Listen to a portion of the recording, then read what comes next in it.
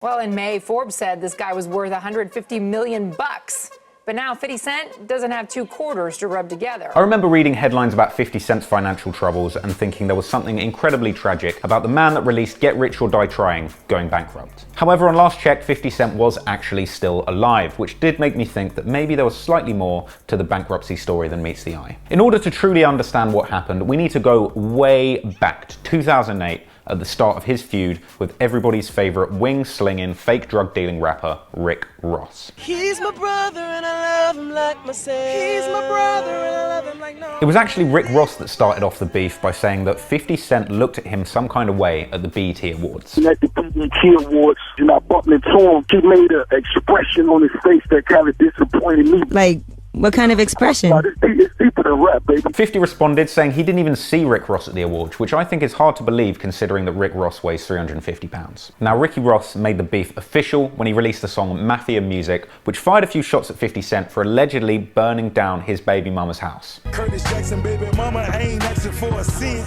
Burn the house down, you gotta buy another. Don't forget the gas can, jealous stupid motherfucker. January 29th, 2009, and 50 Cent comes out with a response to Mafia Music, his own diss called Officer Ricky. The next day, Rick Ross calls into Angela Yee's show and says that that response is trash and 50 has 48 hours to respond with something better. 24 hours later. On that same day, 50 also releases the first episode of his Officer Ricky cartoon series.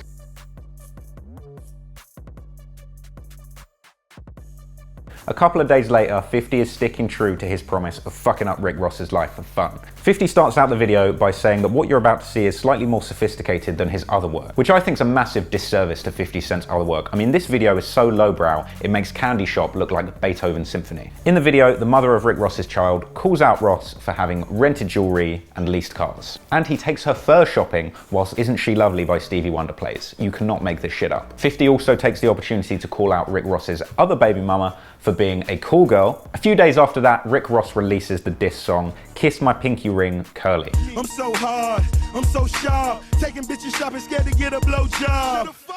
This song's accompanied by a music video of Rick Ross hanging out in New York with some miscellaneous goons. This song also featured what felt like several hundred lyrics accusing 50 Cent of being gay. Homo fag, dildos in your mouth. An allegation which seemingly becomes a big part of this beef from both sides. 2 days after that, it's the 8th of February, and 50 Cent is dropping more content than Netflix. He puts out Officer Ricky Episode 2, which shows how Rick Ross got a deal from Jay-Z. He then drops the first of a series of new comedy segments featuring a character that he's created called Pimpin' Curly. This is basically just 50 Cent wearing a curly wig while shrieking about how much of a pimp he is and threatening Rick Ross on camera with a knife. Then, along with his crew G-Unit, 50 Cent releases I'll Be the Shooter, which features so many shout-outs of different types of guns, the song might as well have been recorded in T.I.'s trunk. In response to this, Rick Ross essentially copies 50's idea of the animated diss video and releases his own version called Gay Unit Workouts, which I'm sure even the slowest of viewers can work out what that means. This entire video is basically just calling out G-Unit members for being gay. It also disses 50 Cent for allegedly using steroids, and also for some reason Rick Ross decided that this video was the perfect place to debut his new single with John Legend, Magnificent, over visuals of a cartoon G-Unit having a three-way gangbang. That same day, Rick Ross drops the diss track Push 'Em Over the Ledge, which is basically a 2-minute juice freestyle, mainly consisting of, you guessed it, Homo gay. He mentions one specific rumor of G-Unit member Lloyd Banks being in a gay porno. You sucked your assistant dick on tape, Google it. Which I did a lot of digging on. I couldn't seem to find any evidence for that. But there was a guy that looks a little bit like Lloyd Banks appeared in a gay porno. The next day, 50 Cent puts out a video that's probably the most menacing thing I've ever seen in a hip-hop beef. I mean, this thing makes the story of Adidon look like the story of Balamory. He releases the video, A Psychic Told Me.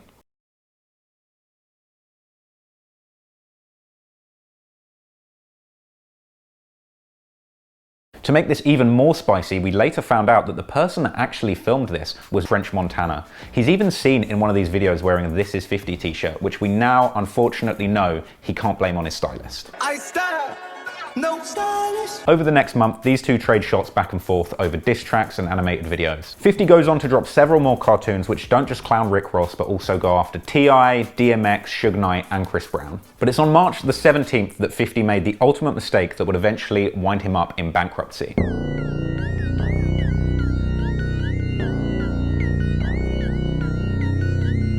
$50 Cent actually leaks a sex tape starring Rick Ross's other baby mama, Brooke, with an introduction of himself in character as Pimpin' Curly and commentary throughout the entire video. I personally don't think it's right or legal to show you any of that tape, so what I'm going to do is I'm going to play you some of 50's commentary over some very innocent stock footage.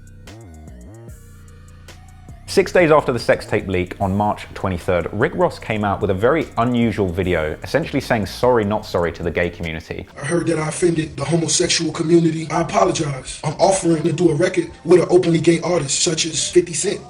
We all know he's gay. So now all the gays we good. Later, Rick Ross drops his long-awaited album, Deeper Than Rap. Now the album is out and there's very little to be gained from beefing. These two kind of lose interest in each other. During that time, 50 seems to get closer to Rick Ross's baby mama, Tia, helping her release her own tell-all biography. But things get really savage in November, where seemingly out of nowhere, 50 decides to take Rick Ross's baby mama and his kids to Floyd Mayweather's house. February 25th, 2010, and Rick Ross's baby mama, Brooke, brings a court case against 50 Cent for leaking that sex tape. This court case takes an entire 5 years to get resolved. During that time, the 50 and Ross beef simmers, and a few things happen here and there that are quite interesting. Ross publicly suffers from some seizures, gunplay from Rick Ross's Maybach Music crew gets beaten up by G-Unit at an award show, and 50 Cent is pictured wearing his Maybach Music chain at a bowling alley a few days later. 50 clowns Rick Ross for getting his car shot up, and Rick Ross gets accused of pistol whipping his groundskeeper, who is later pictured on Instagram with 50 Cent. 5 years go by and it's in July 2015 that court case finally gets resolved and 50 loses. The court order 50 to pay $5 million to Brooke for the sex tape leak and $2 million in punitive damages. 3 days after losing that case, 50 Cent files for Chapter 11 bankruptcy. Now it's important to realize that there's a big difference between filing for Chapter 11 bankruptcy and filing for Chapter 7 bankruptcy. Chapter 11 is more about reorganizing your assets so that you can then end up making the payments that you owe, whereas Chapter 7 is a lot more about admitting that there's no way you can pay your payments. However, this didn't stop Rick Ross and the whole world from clowning on 50. If my first album was titled Get Rich or Die Trying and I filed bankruptcy, I guess his kidneys failed. 50 Cent even got in on some of the action, mocking the idea of him being bankrupt, which actually caused him to get hauled back into court to explain himself. 50 told the court that the money in the pictures and his whole lavish lifestyle was actually fake. 50 Cent's money woes didn't last very long. By 2017, only 2 years after losing that court case, 50 was actually able to pay off his entire $22 million debt 5 years early. So if you think 50's broke, 50 ain't broke. But how the hell did 50 suddenly get all of this money to pay these debts? 50 didn't just go bankrupt from losing the sex tape case. He'd also been in and out of court with Sleek Audio based on a dispute around the SMS audio headphones deal that he had going on. 50 had originally partnered with Sleek to engineer the headphones, but he later left them and ended up doing a deal with somebody else. Sleek sued him and won, and he ended up owing them $17 million for the development of these headphones. Add that to the outstanding amount that he had to pay Brooke for the sex tape lawsuit. In December 2016, 50 actually won a court case against the lawyers who had represented him in the original Sleek Audio case that he lost. By winning that case against his lawyers, he got $14.5 million,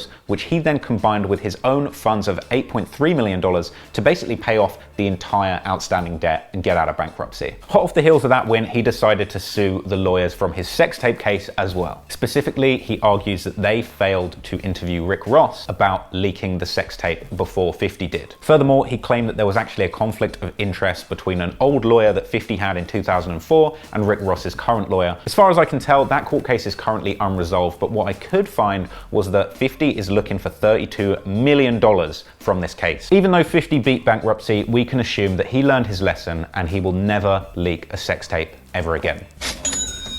Okay, I'm done. I hope you enjoyed that video. Make sure that you like and subscribe below. Hit that notification bell so you can see every single time I upload. And if you've been enjoying my work lately, I definitely recommend that you go and check out the Patreon account I've started. There's some really cool benefits on there that I think you will definitely like, and I would really appreciate your support so I can keep making these videos and hopefully I can upload more often. Thanks very much and peace out.